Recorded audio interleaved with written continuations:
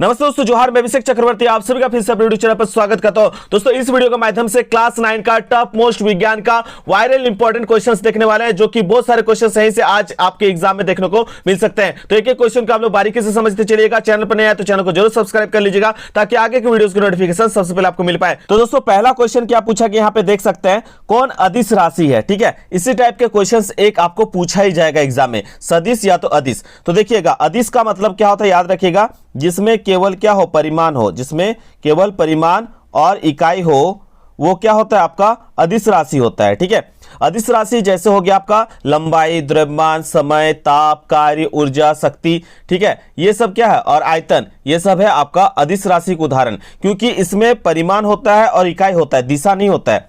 जैसे विस्थापन अगर बोलिएगा, क्या कहेंगे, विस्थापन। तो विस्थापन का मतलब क्या होता है, आप कहीं जा रहे हैं और उसी रास्ते से स्कूल पहुंच रहे हैं, तो एक दिशा में जा रहे हैं। ठीक है, एक दिशा में जा रहे हैं, आप क्या हो रहा है, उसी रास्ते से स्कूल जा रहे हैं और उसी रास्ते से स्कूल से घर वापस आ रहे हैं, तो एक दिशा उसका फिक्स है ना, उसका क्या है, एक दिशा फिक्स है।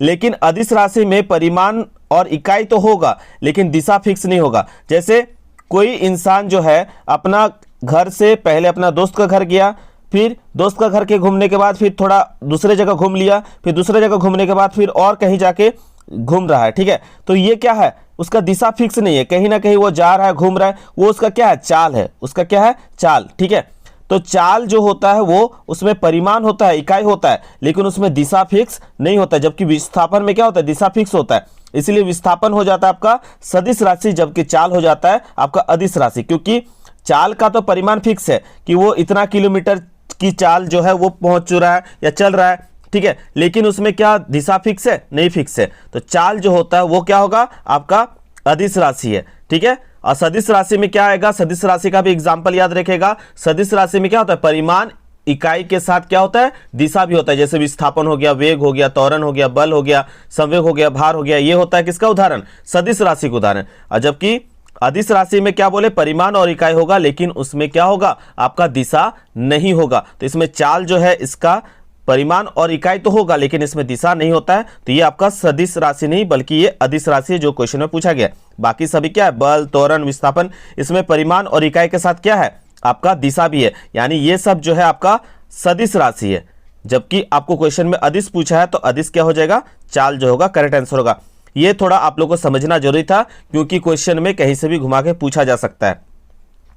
अगला क्वेश्चन क्या पूछा गया, ओडोमीटर मापता है। ओडोमीटर क्या मापता है भैया, तो दूरी मापता है। आप लोग बाइक वगैरह चलाए होंगे बहुत सारे बच्चे। ठीक है, तो बाइक हो, गाड़ी हो, आप लोग देखे होंगे कि गाड़ी में ओडोमीटर रहता है, जो आपको क्या मापता है, दूरी मापता है। ठीक है, नेक्स्ट क्वेश्चन की ओर चलते, क्या पूछा गया, त्वरण का एसआई मात्रक है। त्वरण का एसआई मात्रक क्या है, मीटर पर सेकंड स्क्वायर। तो मीटर पर सेकंड स्क्वायर कहाँ दिख रहा है, त्वरण का एसआई मात्रक क्या होता है, मीटर पर सेकंड स्क्वायर। ठीक है, आप लोग बताइएगा दूरी का एसआई मात्रक क्या होता है और समय का एसआई मात्रक क्या है, नीचे कमेंट करके।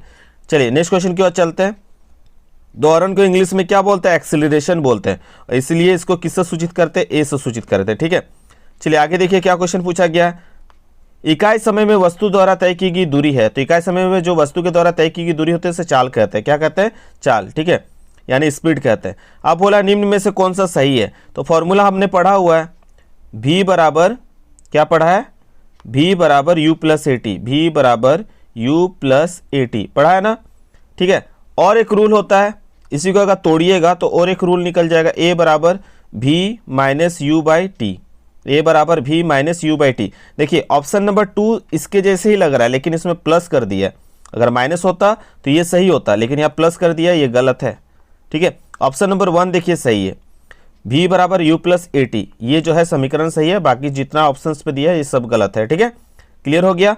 अगर यहाँ माइनस रहता तो ऑप्शन 3 भी सही होता है। ठीक है, इस फॉर्मूला से रिलेटेड क्वेश्चन आपको आगे मिलेगा। देखिए क्वेश्चन नंबर 6 में पूछा गया है, यदि किसी वस्तु का त्वरण कितना दिया, 2 मीटर पर सेकंड हो और 4 सेकंड बाद उसकी चाल जो है 30 मीटर पर सेकंड हो जाती है, तो प्रारंभिक चाल क्या थी। यानी आपको प्रारंभिक चाल तो मालूम है नहीं, प्रारंभिक चाल को क्या मानते हैं, यू मानते हैं। तो यू क्या मानेंगे, 0 मीटर पर सेकंड। अंतिम चाल आपको पता चल चुका है, अंतिम चाल को क्या मानते, भी कितना है, 30 मीटर पर सेकंड दिया हुआ है। आगे देखिए क्या दिया है, त्वरण भी दिया हुआ है। त्वरण कितना दिया है आपका, 2 मीटर पर सेकंड स्क्वायर। त्वरण को एक्सेलरेशन बोलते हैं, इसलिए ये सूचित कर रहे हैं। ठीक है, और इसमें जो है आपका टाइम भी दे दिया है। टाइम कितना दिया है? टाइम दे दिया है आपका 2 सेकंड। कितना दिया है? 2 सेकंड, है ना। तो बस आपको निकालना क्या है? प्रारंभिक चाल। तो इसका फॉर्मूला जस्ट अभी हम लोगों ने पढ़ा, ए बराबर क्या पढ़ा? भी, ए बराबर भी माइनस यू बाई टी, है ना। इसको सॉल्व करिए, क्या हो जाएगा? इसको सॉल्व करिएगा तो यहाँ पे करते हैं 2/, ए का मान क्या दिया है? ए का मान 2 दिया है ना। 2/1 बराबर भी का मान कितना दिया था? भी का मान दिया है 30, यू का मान तो नहीं दिया है। यू का मान दिया है नहीं, तो यू ही रहने देते हैं। और टी का मान दिया है आपका 4, ठीक है। यू का मान नहीं दिया, यू को वही रहने दीजिए। अब क्रॉस गुना कीजिए, 4 अगर 2 से गुना होगा तो क्या हो जाएगा? 8 होगा। कितना होगा? 8। और ये इसके साथ गुना कीजिएगा तो वही सेम होगा। तो आपका क्या आ जाएगा? 30, क्या होगा? 30 माइनस यू बराबर 8, है ना। अब यू की जगह यू को रहने दीजिए, ये 8 अपने जगह रहेगा। 30 प्लस पे इधर जाएगा तो क्या होगा? -30। अब घटाइए, माइनस यू बराबर क्या बचेगा? -22, है ना। अब माइनस से माइनस क्या होगा? कट जाएगा। माइनस से माइनस क्या होगा? कट जाएगा। तो आपके पास बचेगा आंसर क्या? 22। क्या बचेगा? 22 जो होगा करेक्ट आंसर होगा, ठीक है। तो यहाँ पे प्रारंभिक चाल बोला है तो चाल को हम लोग मीटर पर सेकंड में दिखाते हैं, तो 22 मीटर पर सेकंड जो होगा करेक्ट आंसर हो जाएगा, ठीक है। चलिए नेक्स्ट क्वेश्चन की ओर चलते हैं। न्यूटन की गति के कितने नियम है? सब कोई जानता है न्यूटन के गति के नियम कितने हैं? 3 है, ठीक है। नेक्स्ट क्वेश्चन की ओर चलते हैं। अब बोला 8 नंबर में कि निम्न में से किसका जड़त्व अधिक होगा? तो जो जितना भारी होगा उसका जड़त्व क्या होगा? उतना ही अधिक होगा। इसमें से देखिए सबसे ज़्यादा भारी कौन होगा? ट्रेन। तो ट्रेन का जड़त्व सबसे अधिक होगा। चलिए दोस्तों नेक्स्ट क्वेश्चन देख सकते हैं, क्वेश्चन नंबर 9। ये भी मैथ से रिलेटेड क्वेश्चन दिया गया। 30 न्यूटन का कोई बल, ठीक है, यानी एफ दिया हुआ है। बल आपको क्वेश्चन में दिया हुआ है 30 न्यूटन, ठीक है। 5 kg की किसी वस्तु यानी मास भी दिया हुआ है। कितना है? 5 kg पर 2 सेकंड तक कार्य करता है तो वस्तु का त्वरण निकालना है। आपको निकालना है ए। तो आप जानते हैं बल का फॉर्मूला क्या होता है? एफ बराबर एम इंटू ए। आपको निकालना क्या है? ए निकालना है। क्या निकालना है? ए ना। तो आप इसको ऐसे कर सकते हैं, ये अगर इधर ए को अकेले रखना है, ए का ही मान निकालना है, तो ये गुना में इधर आएगा तो क्या होगा? भागा में होगा ना।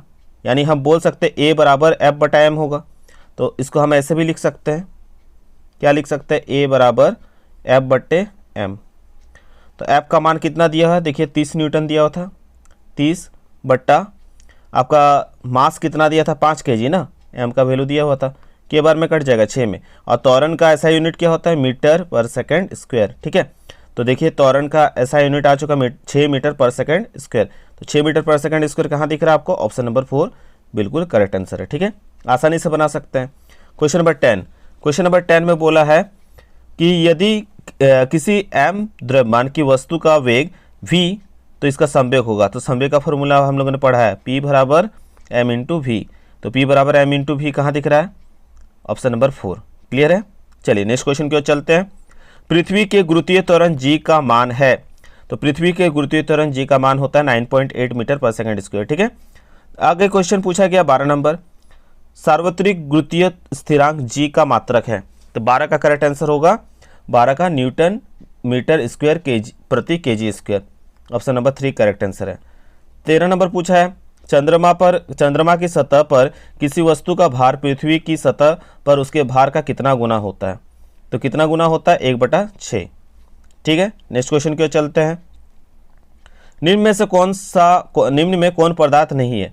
तो 14 का जो है करेक्ट आंसर हो जाएगा ऑप्शन नंबर 3 जो होगा करेक्ट आंसर होगा। देखिए पदार्थ के बारे में मैंने क्या बताया था कि जिसका अपना निश्चित स्थान और जो स्थान घेरती है और जिसका क्या होता है? खुद का अपना आयतन होता है, वो पदार्थ होता है।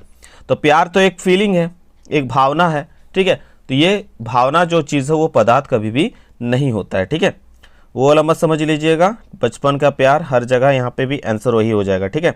चलिए कोई बात नहीं, आगे देखते क्वेश्चन क्या पूछा गया है। किसी वस्तु में अणुओं की ऊर्जा अधिकतम होती है। तो किस में अणु की ऊर्जा अधिकतम हो जाती है? गैसीय अवस्था में, क्योंकि उसके कण काफी ज्यादा फैले होते हैं ना। नेक्स्ट क्वेश्चन की ओर चलते हैं। वह प्रक्रिया जिसमें इत्र की गंध वायु के चारों ओर फैल जाती है, तो उसको कहते हैं विसरण। क्या कहते हैं? विसरण। अब देखिए इसको भी एक केमिस्ट्री से भी न्यूमेरिकल क्वेश्चन दे दिया। 25 डिग्री सेल्सियस तापक्रम बराबर है तो इसको कैसे निकालेंगे? तो तापक्रम मतलब केल्विन का फॉर्मूला पढ़े हैं ना, क्या होता है 273 प्लस सी। तो 273 का 273 और सी का मान सेल्सियस कितना दिया 25, दोनों को जोड़िएगा तो आ जाएगा 298 केल्विन। क्या आ जाएगा 298 केल्विन। तो कहाँ दिख रहा है 298 केल्विन? सारा ऑप्शन केल्विन पे दिया था ना, इसे समझ में आया। 298 ऑप्शन नंबर 1 जो होगा करेक्ट आंसर होगा। ठीक है, अब बोला है गैसों के कणों के बीच का आकर्षण बल होता है। तो 18 का क्या होता है? गैसों के कणों के बीच आकर्षण, गैस के कण क्या होता है काफ़ी ज़्यादा दूर दूर फैले होता है ना, यानी इसका आकर्षण बल क्या होता है कम होता है, और ठोस में सबसे अधिक होता है। ठीक है, तो कम पूछा है तो क्या होगा आपका, गैस में पूछा है तो क्या होगा कम होगा। Option number 2 correct answer. ठीक है, चलिए नेक्स्ट क्वेश्चन की ओर चलते हैं। निम्न में क्या पूछा है? निम्न में द्रव्य में कौन अनिश्चित है? ठीक है, तो 19 का करेक्ट आंसर क्या होगा? Option number 2। देखिए द्रव्य में जहाँ जिसमें, जैसे अगर हम पानी को बाल्टी पे डालेंगे तो बाल्टी का आकार ले लेगा, बक्सा पे डालेगा तो बक्सा का आकार ले लेगा।